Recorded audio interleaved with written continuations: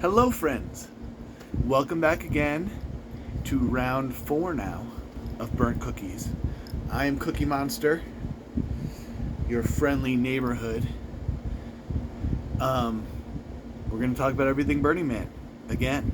So, this subject is kind of near and dear to my stinky heart, which is showers. We're going to talk about showers, and we're also going to talk about, just cleanliness of feet and hands and things like that, and washing. And also about coolers, which I'm going to give you a little sample shot right now. This guy is amazing. This is $109 at Costco. It is a marine cooler with a seal around the edge and has all kinds of awesome accessories that I'm going to show you that are awesomely essential on playa and in the desert and when doing any type of outdoor camping in the wild or things like that. So we're going to talk about showers and we're going to talk about coolers today. So on the subject of showers, it's kind of a big subject, but you can do a lot with the shower on playa. On playa, there are many things to remember when you are showering. Probably the biggest thing is your wastewater. So a lot of people do little evap ponds and things like that. It's as simple as doing a pond liner underneath where you're going to be standing and some 2x4s around the edge. And that's going to go ahead and hold the water in that you're using to shower, and it's also not going to get the playa all wet because it's not like a normal ground surface. It turns into concrete when you turn that stuff wet, and it gets really bad and gross and mushy and sticks to everything, and it's really weird. So if you can avoid getting the playa wet, do it, because that's moot technically. So, and you don't want to get any type of water on playa except for fresh, clean, like cooler water or things like that. You don't want soapy water or anything gross going on playa like your shower water. So, on the subject of showers, a lot of people just use a bucket and some water in it, and they rinse their hands off. They'll use a bucket that catches the water, and like what I love is one of those 2.5 gallon water jugs that just has the little spigot that you pull out and you poke the little air hole in it, and it squirts out that nice little stream, and it's great for hand washing and awesome for a little hand washing station. That and some dish soap, and you're pretty well taken care of. And then as long as you have something to catch your gray water underneath, like a little garbage can type of thing, or a 5-gallon bucket, which is key. I always bring 3 or 4 5-gallon buckets out to playa with me because they're so useful. So make sure you catch your gray water. Utilizing one of those little 2.5 gallon tubs for hand washing is awesome. Now me, I'm a build guy, I'm a stinky guy, I gotta take a couple showers. And one of my camps has showers, the other one doesn't. I actually build the showers for my second camp. So we're gonna talk about how you can make your own shower. So like I said, a simple pond liner or a good heavy duty tarp that's not gonna leak, like a brand new one, you can utilize as your base, and just some 2x4s around the edge or some 4x4s or something like that to make your little square to stand in, and that works really well. A lot of people use the bagged solar showers. Now it's a bag that hangs and it heats up in the sun, and some people like it, but it's a very low flow rate and trickle. So it's almost like a very light rinsing type shower, like you would use from like a shower type spigot thing that you use in your garden. It's not very heavy duty. Not going to get you very, very clean. And it's okay for rinsing, but not the best for showering. So what I've found for taking a real shower on playa is this amazing camp shower.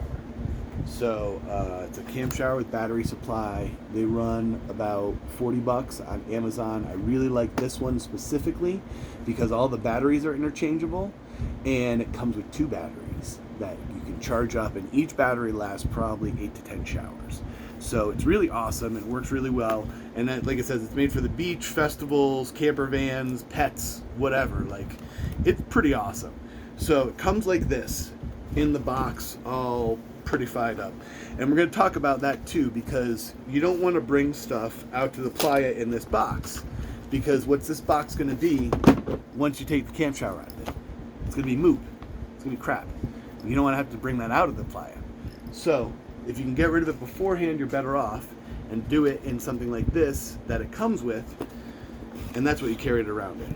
But that's how it comes right out of the box, and it's got a couple little filters, and we'll talk about that, and O-rings, and then it's got the pump, and it's got the head, and it's got the rest of the pieces, which is like a hook and all different kinds of stuff.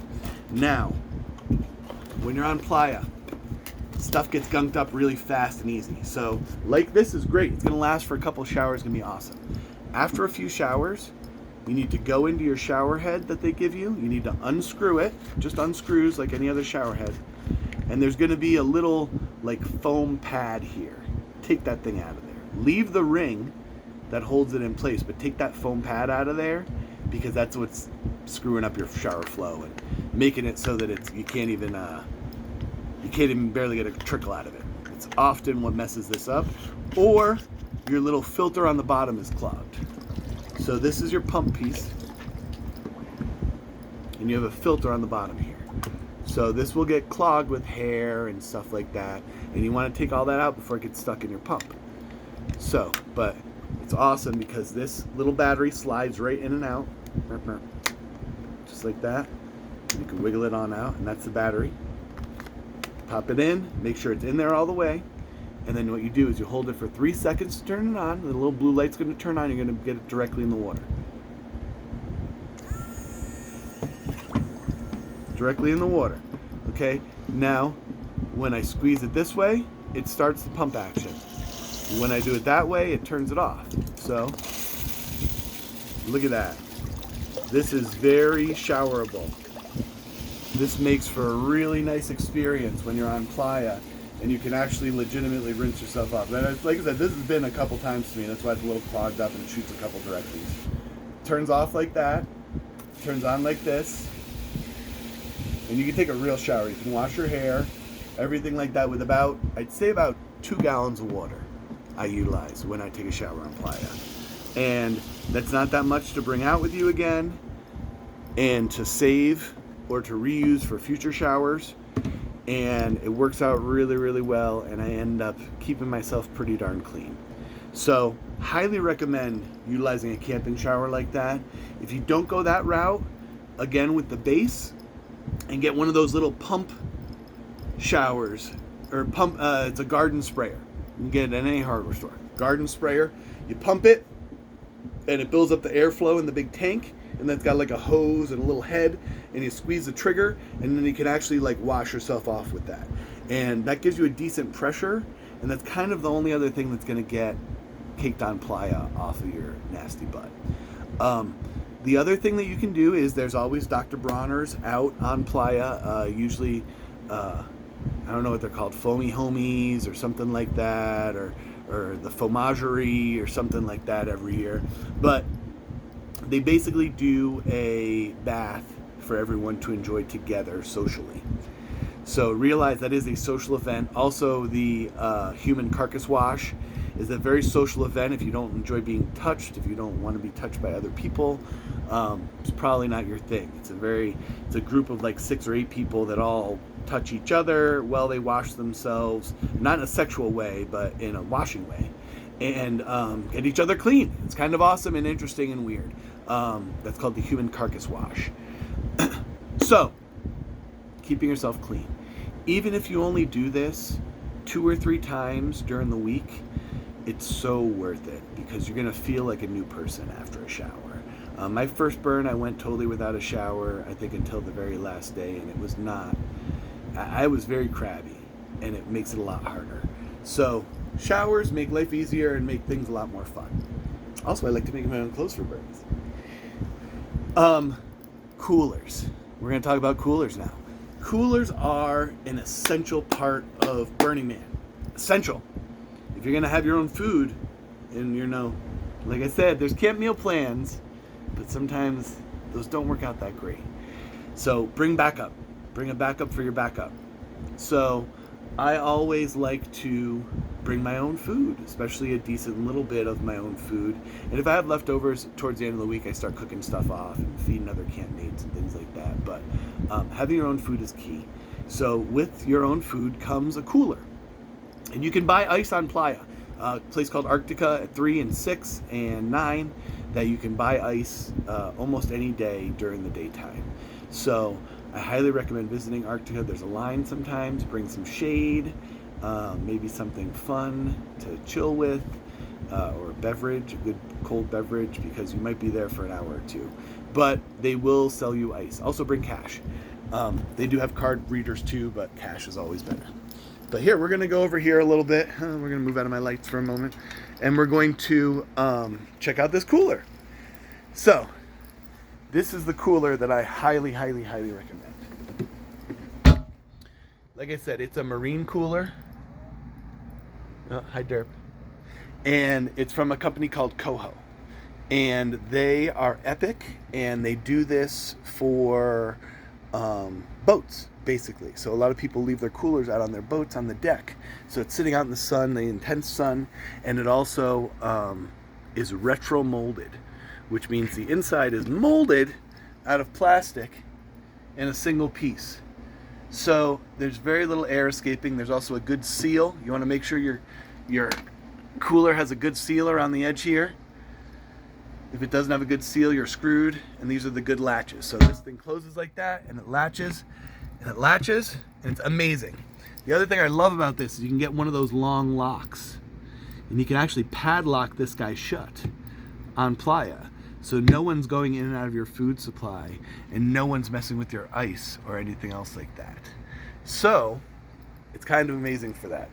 Also, right on the other side, there's a bottle opener. I don't drink, but a lot of people do, and a lot of people want a nice cold beer out there on Playa, and it's got a bottle opener just in case you need that. Oh, hi, Derp. So, this is the cooler that I highly recommend. $109 at Costco, and it will help you significantly.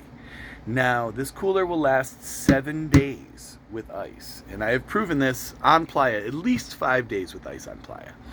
So, the way that works is that you pack it half with ice, half with stuff. So this seems like a relatively large cooler, but I only load it half with stuff, and the other half is all ice. That's how you keep stuff cold. Also, draining your cooler every single day.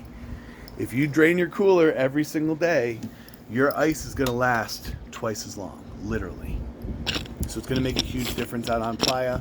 You're going to have to take less trips for ice. It's going to make your life a lot easier. Also, when you're going to get ice, think about this. You got to carry these big bags of ice back, usually on your bike. So it's not easy. If your camp has a bike trailer, or if you have a little bike trailer, like to pull your kids around or to pull whatever around, that thing is awesome for ice runs. I use those for ice runs for my big camp and for my little camp, and they work really, really great. Just a little 2-wheel bike trailer, and you can put like 6, 8, 10 bags of ice in there, and no trouble at all riding that back on the back of your bike. So, because remember, you don't drive around to Burning Man. You can't just get in your car and drive over there and pick up ice. You need to walk your happy ass down there and carry that shit back on your back. Which cooler backpacks are a thing too. I have a little cooler backpack that I bring if I go and hoof it for ice, which is super, super awesome. But if you don't have a cooler backpack, it's not going to be fun. You're going to be all covered in water by the time you get back, and you're going to be leaving a little trail, So utilizing like soft coolers and cooler backpacks and things like that, getting your ice from Arctica back to camp is a really great way to go. I put, like I said, the trailer on the back of mine, and then it actually zips up. So I keep everything in there, and it stays relatively dustless. It's kind of awesome. So you can go with an inferior cooler, but most likely you're going to pay the price, and you're going to be getting ice a lot more often. Minimum, go with a 5-day cooler. It says it right on the front of it. 5 days keeps ice. If you can, look for one that's a 7-day or a retro molded. These things are going to really help you when you're out on Playa, and you're going to enjoy yourself a lot more when you're not constantly worrying about ice to keep your stuff cold. So, have a great burn. I'll talk to you in another couple days, and thanks for visiting.